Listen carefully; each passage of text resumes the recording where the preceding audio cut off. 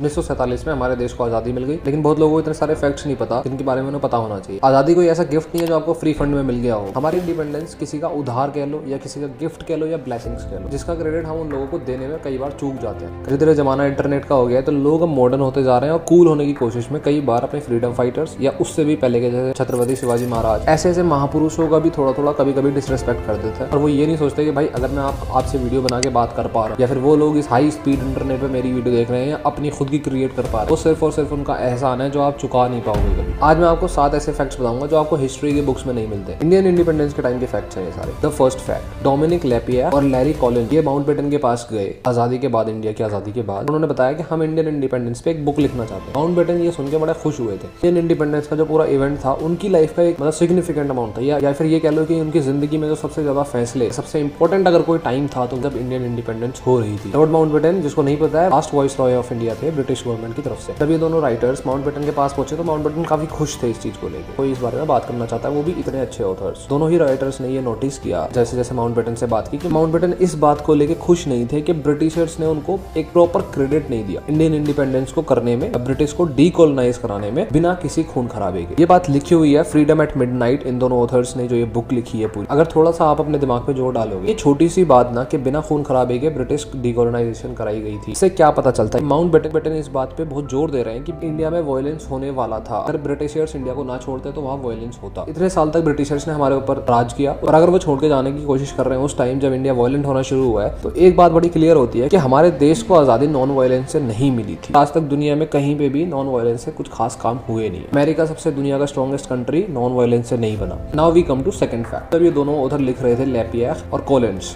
तो इनके हाथ एक रिपोर्ट लगी जो जिन्ना की थी, जिन्ना एज अ पेशेंट, और वो रिपोर्ट उन्होंने जाके दिखाई माउंटबेटन को। वो रिपोर्ट पढ़ते ही उनके जो चेहरे का एक्सप्रेशन था वो टोटली चेंज हो गया। तो जिन्ना की मेडिकल कंडीशन की रिपोर्ट थी। जिन्ना एक चेन स्मोकर थे, ये छुपी हुई बात नहीं है। माउंटबेटन ने कहा कि अगर ये पेपर मुझे उस टाइम हाथ लग गया होता जब इंडियन इंडिपेंडेंस हुई है तो मैं काफी डिले कर सकता था इंडियन इंडिपेंडेंस को, और शायद फिर पाकिस्तान फॉर्मेशन होती ही नहीं, इंडिया यूनाइटेड रहता और 3 वॉर्स को हम अवॉइड कर सकते थे। इनकी बात है जब माउंटबेटन से इनकी दोनों की बातें चल रही थी। आज की कंडीशन के हिसाब से लगाए तो कई सारे वॉर हो चुके हैं इंडिया पाकिस्तान में, छोटे मोटे मिला के। तीसरा अमेजिंग फैक्ट कि जिन्ना ने मुस्लिम्स के लिए एक प्रॉपरली अलग कंट्री बनाने के लिए बहुत फोर्स किया, ब्रिटिश गवर्नमेंट को भी, इंडियन गवर्नमेंट को भी। जिन्ना ने खुद शादी करी एक पारसी लेडी से, रतन बाई जिन्ना। उन दोनों की एक ही बेटी थी, डायना वाडिया या डीना वाडिया, जो भी प्रोनाउंसिएशन। डायना वाडिया की शादी हुई नेविल वाडिया से, जो इंडिया के बिजनेसमैन थे। उसके बाद उनकी पूरी फैमिली जो आगे बढ़ती गई और पूरा जो बिजनेस है वो इंडिया में सेटअप है। कहने का मतलब जिन्ना एक इंसान जिसने पूरा का पूरा पाकिस्तान फॉर्म कराया सिर्फ इस बात पे कि मुस्लिम कंट्री बनाना है, उसकी खुद की पूरी फैमिली इंडिया में रहती है, उनका रिलीजन एक पारसी है। नेस वाडिया का नाम आपने सुना होगा, किंग्स 11 पंजाब के ओनर है। फोर्थ फैक्ट, इंडियन इंडिपेंडेंस 15 अगस्त को हम मनाते हैं। 18 जुलाई को ही अप्रूव हो गया था कि इंडिया को इंडिपेंडेंस मिलने वाली है। तो 15 अगस्त का दिन क्यों चुना गया? माउंटबेटन ने वो डे चूज किया था। जापान ने उसी दिन अलाइड फोर्सेस के आगे घुटने टेके थे, सरेंडर किया, और माउंटबेटन चाहते थे कि यही दिन इंडिया के इंडिपेंडेंस का दिन भी होना चाहिए। लेकिन अगर ध्यान से देखा जाए या किताबें पढ़ी जाए, आधे लोगों का इंडिपेंडेंस तो 15 अगस्त को हुआ ही नहीं। कई सारे प्रिंसली स्टेट ऐसे थे जो इंडिपेंडेंस के बाद इंडिया में धीरे धीरे सम्मिलित हुए। 6 महीने, 1 साल, 2 साल का टाइम लगा।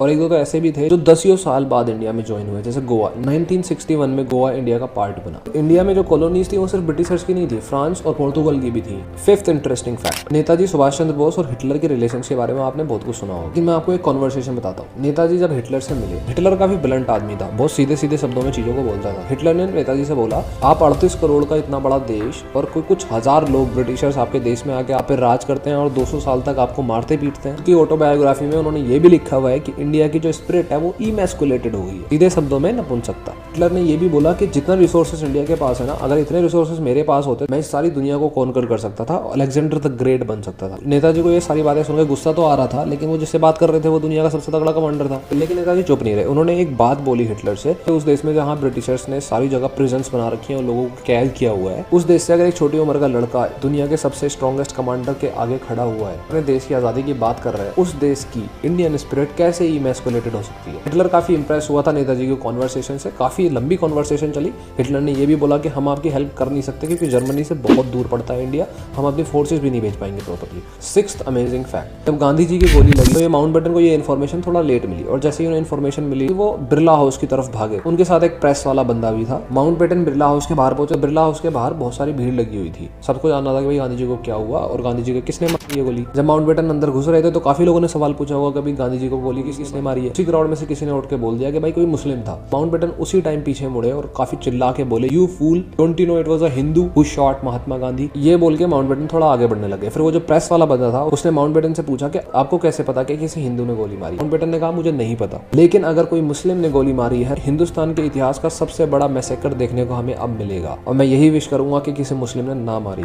फाइनली जब कुछ टाइम बाद पता चल गया कि भाई गोली किसने मारी है, तो बकायदा ये चीज रेडियो पे अनाउंस की गई थी कि Gandhi ji was assassinated, time बता दिया गया और आगे लाइन बोली गई कि his assassin was a Hindu. नाम नहीं बताया गया लेकिन रेडियो पे बताया गया कि असैसिन वाज अ हिंदू, ताकि कोई भी हिंदू मुस्लिम राइट ना हो। 7th अमेजिंग फैक्ट, ये थोड़ा सा ऐसे है कि आपको सोचना पड़ेगा, सोचने में थोड़ा मजबूर होना पड़ेगा। हिंदुस्तान के लोग गुलामी में रहे हैं 200 साल, उन्हें एक ही दिन कुछ ही घंटों में आजादी मिल जाती है, ब्रिटिशर्स छोड़ के चले जाते हैं। हिंदुस्तान के लोगों के पास उस टाइम इतना इंटरनेट भी नहीं था, इतने रिसोर्सेज भी नहीं थे, उन्हें पता हो कि डेमोक्रेसी एग्जैक्टली है क्या, अब चीजें काम कैसे करें। बहुत बड़ी संख्या में लोग समझ ही नहीं पाए आजादी का मतलब क्या है। कुछ लोग बस में चढ़ गए, बस का किराया नहीं दे रहे, किस बात का किराया दूं, अब तो मैं आजाद हूं। कहते हैं कि एक भिखारी एक ऑफिशियल बिल्डिंग जो फॉरेन डिप्लोमेट्स की थी उसमें घुस गया। पुलिस वाले ने पूछा कि भाई इनविटेशन है तेरे पास, तो उसने बोला कि इनविटेशन किस चीज का है, अब तो मैं फ्री हूँ, तो मुझे कहीं भी आने जाने की आजादी है। कुछ लोग ब्रिटिशर्स जहाँ पे रहते थे उनकी बिल्डिंग में घुस के जो बेड पे सोते थे उसी पे कूद रहे हैं। कहने का मतलब अगर आपके पास 200 साल तक आप किसी की गुलामी कर रहे थे, उसके सीधे कुछ घंटों में अगर आपको आजादी मिल जाए, आपको समझ नहीं आएगा कि अब चीजें काम कैसे करेंगी, बसों में कैसे ट्रेवल होगा, किसकी बातें सुननी है, किसकी बातें नहीं सुननी है। और 200 साल की गुलामी के बाद लोग ये भी डिसाइड नहीं कर पा रहे थे कि फ्रीडम एक्चुअली होती क्या है, क्या रेंज होती है उस फ्रीडम की, हम क्या क्या एंजॉय कर सकते हैं और क्या क्या रूल्स के अगेंस्ट हो जाएगा। रूल्स होंगे तो क्या होंगे और उन्हें बनाएगा कौन।